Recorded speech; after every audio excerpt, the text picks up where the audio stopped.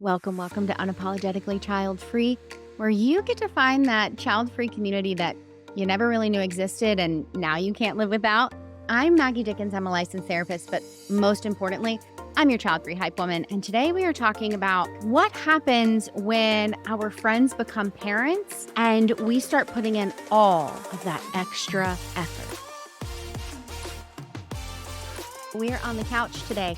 This might be our new place to hang because I want you to come join me on the couch. I want us to sit, have a cup of tea, all of those things, and talk about our child-free lives. And that includes talking about getting upset, no longer being okay with these one-sided friendships when everyone else starts having kids. I know what it's like to have relationships change because everyone else starts having kids.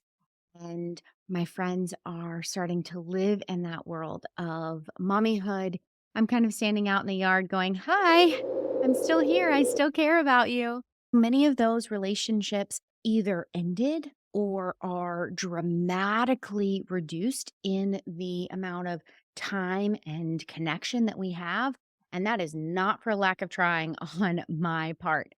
The amount of time it felt like I was overperforming in order to keep these friendships going is like, I mean, it's kind of embarrassing, but it's also something that shows how important these friendships were in my life to begin with.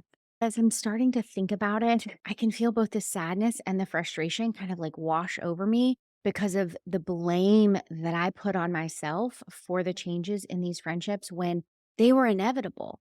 The changes needed to happen. My friends need to be great parents and spend more time in the world of mommyhood than in the world that I am in as a child-free woman. But that doesn't mean I didn't blame myself to start out with. I kept telling myself things like, "Maggie, you're the one who has all this extra time. You have the ability to get in the car and drive across town without it being like this huge 30-minute ordeal just to get in and out of the car. You are the person who has a little bit more energy and can go over and entertain the kids while mom gets a little bit of a break." I was the one with this gap left over where my friends used to be. I was feeling lonely and fearful of what that was going to look like for me and for our friendship moving forward.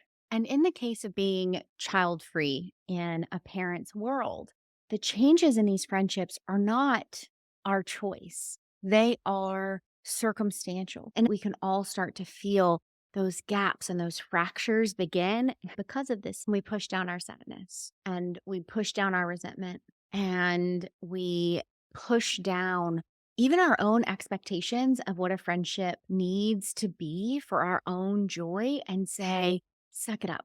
You need to be a better friend." And so I kept pouring in and pouring in and pouring in all types of time and effort. That was not going to let a natural thing like someone having a baby get in the way of this incredible relationship that myself and someone else have like worked so hard to create, especially when it felt like it was happening all at once. Cause I swear getting pregnant is like contagious. I also am quite stubborn. And I was like, no, no, no. Simply because I'm child free, that is not going to be a reason that we are not going to stay connected. I'm not going to let that change anything. And so I overcompensated and I overperformed and I showed up over and over. Filling in the gaps can look like a whole lot of things. And I wonder if you're already thinking about the ways that you have done this. For me, it looked like me doing everything that I could think of to accommodate all of these changes that were happening in my friends' lives. That meant shifting the things that we did for fun and instead making sure that everything was infant, toddler, young kid friendly. Going to the playground and to the ball field and to the recitals. It meant standing in the kitchen while my friend is distracted every 2 minutes in the conversation about what her kids are doing without even being asked what's going on in my life. It also looked bigger than that. When coming from out of state, not seeing each other for a long time, still missing each other because of the kids' schedule, or only getting in a 30-minute lunch before carpool. It also meant going to the baby showers and the sprinkles, whatever those are, and gender reveals, which I call sex parties, and all of those things. in order to say that I was hanging out with my friends, when really all I was doing was hanging out in the same space as the only child-free person who is actually indifferent to kids. Needless to say, I was there attempting to keep these friendships going and going, and after a while, I realized that, 1, it wasn't working because we weren't actually hanging out, right? And the other was I was only making it harder on myself because I was having this expectation that if I just tried a little bit harder, if I just did a little bit more, then all the changes would just magically disappear. And that's not how it works. And so I started to recognize how much I love my friends and how I also wasn't going to wait 18 years in order for us to go quote unquote back to normal. See, the thing is I was doing all of these things thinking that I was saving the friendship. And there's two things that I can think of that are quite flawed in that thinking. One, I don't think my friends thought that there was anything wrong with the friendship. I don't think that they noticed that we were no longer as close or that we no longer had as much in common or that we really weren't staying in touch in the way that we were. And the second thing is you can't have a one-sided relationship, but I did this because the idea of losing the friendship that I had, the way that it was just absolutely devastating to me.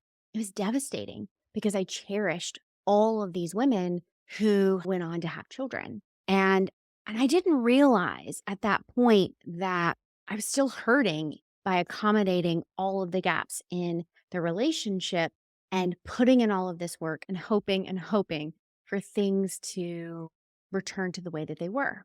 Okay, side note, this whole holding the microphone thing, it is new for me. I don't know how Taylor Swift does it. Maybe that's why she holds it up like this all the time. I digress.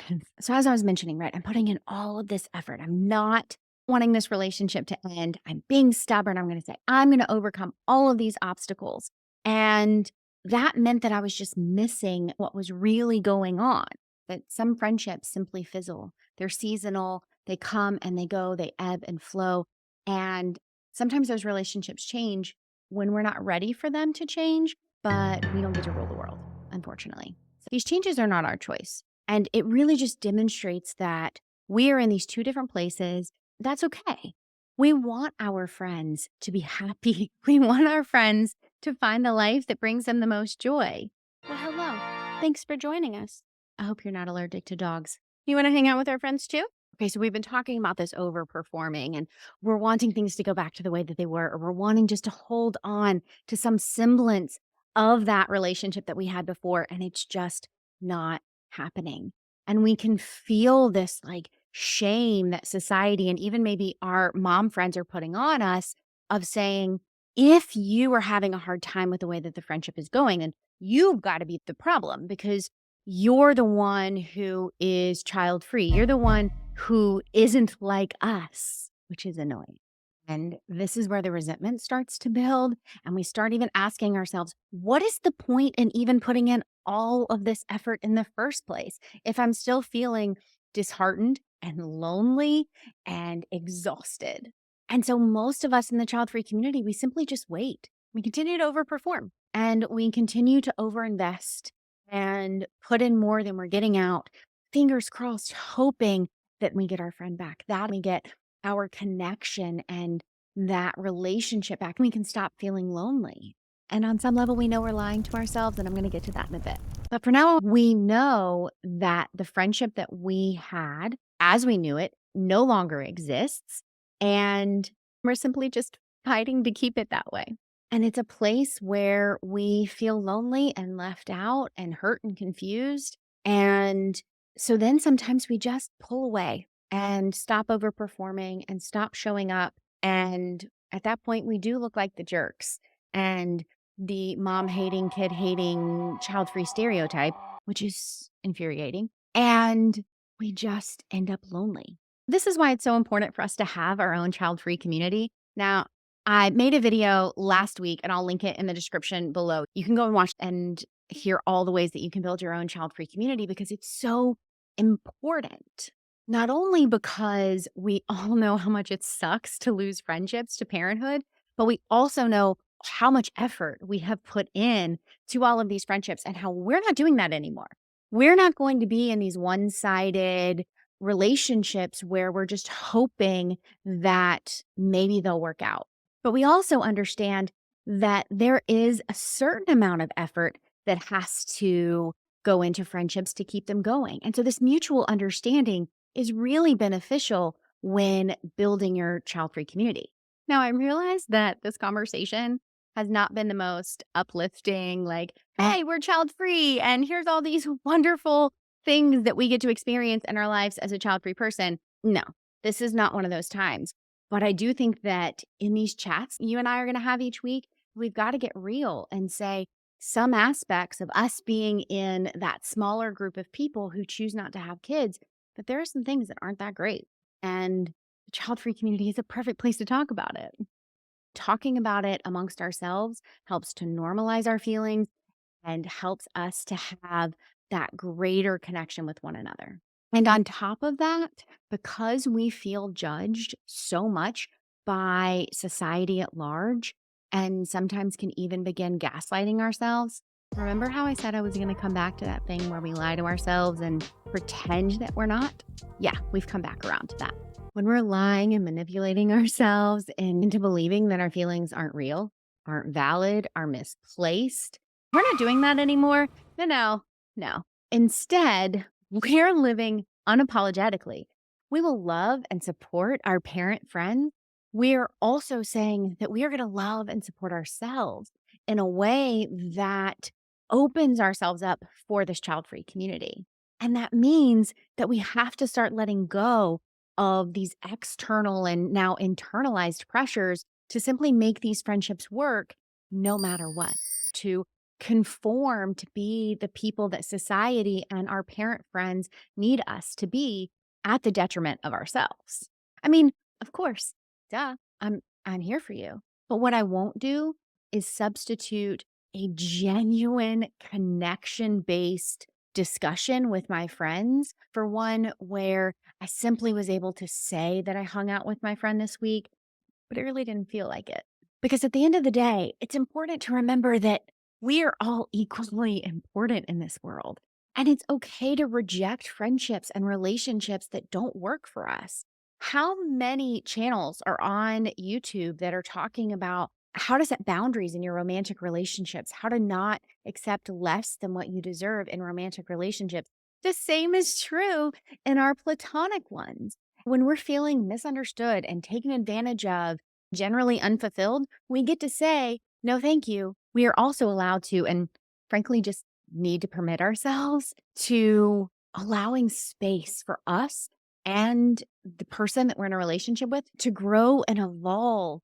Okay, so what does this look like in real life? One of the things that I'm loving about being in Portugal right now is all of the wonderful child-free people that I am meeting. Again, if you want to know how the heck do you find child-free people, watch my video from last week. It's linked below. I'm going to give you all the tips. But right now in Portugal, I am experiencing something that I haven't had since I started building my child-free community back in 2012, which is meeting a group of people at once and being able to feel instantly understood and respected and seeing what happens when we all want the same thing. We want friendship and we are put the same amount of effort and the same amount of time, and we're genuinely interested in the other person and not simply in the convenience of the relationship. And a great example of that is the Unapologetically Child-Free meetup that we had the other day. We went hiking. On this hike, we were talking about all kinds of things. We were talking about philosophy and our goals and different aspects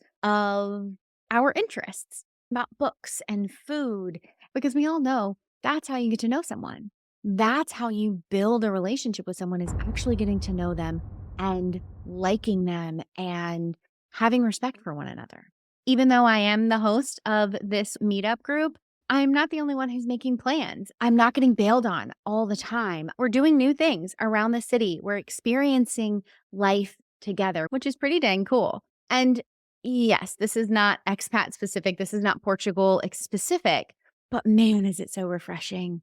It really does show Like, what happens when we stop attempting to make relationships work when they have run their course and instead start setting boundaries, putting ourselves and our needs to the forefront, and seeking out like minded individuals? We've come to the end of the episode, and I have a couple of questions for you. Let me know in the comments.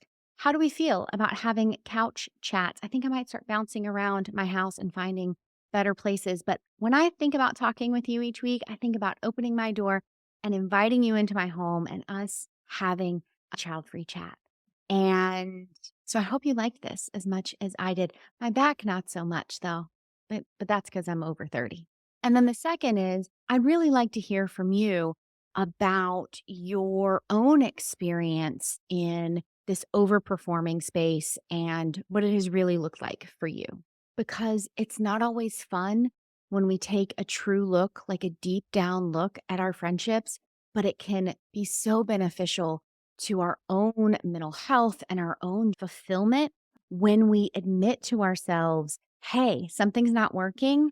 And I don't have to conform to somebody else's expectations of me simply because I don't want to have kids. Oh, and before we end, after you have watched last week's video and you're like, I'm ready to meet those child free people, check the show notes below because I am having a free social hour for the child free on March 1st, 2024. So thank you for joining the Unapologetically Child Free community, where hopefully you will be able to begin reducing that isolation and that feeling of loneliness, because this is where you find that child free community that you never knew existed and can no longer live without. And until next time, keep living unapologetically child free. Ciao, y'all.